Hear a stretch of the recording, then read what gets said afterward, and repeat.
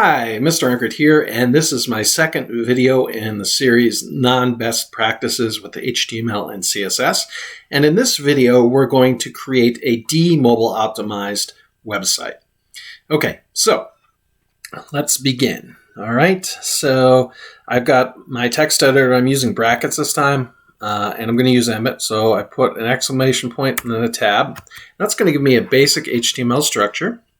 And I'm going to call this my home page for my hideous site.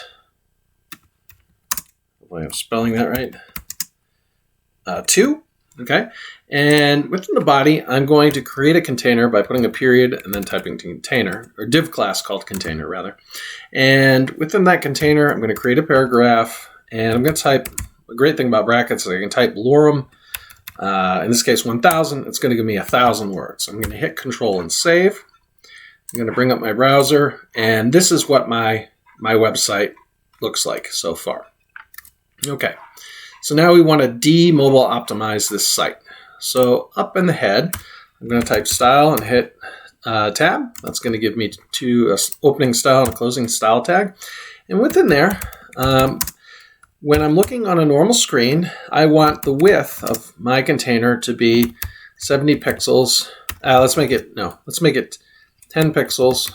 And we're going to center it by typing in margin, colon, and then auto, and semicolon.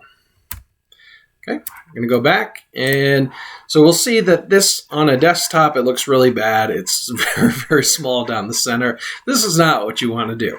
Okay. But we want to figure out what we need to do when we bring it down to a small screen, say under 700 pixels. So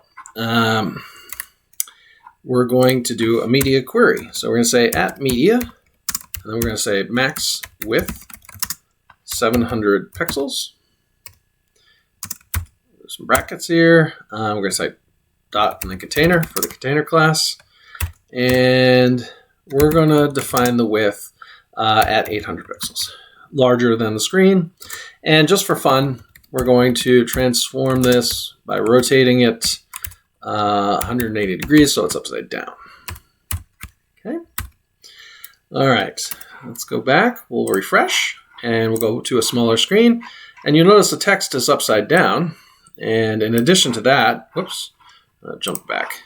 In addition to that, you'll see that the text is larger than the actual screen.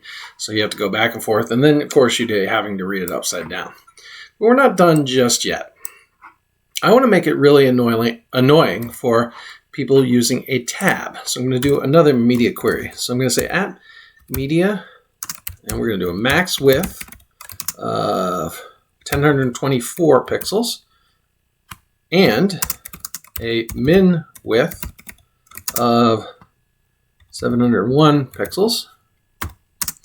And we're going to say for the container,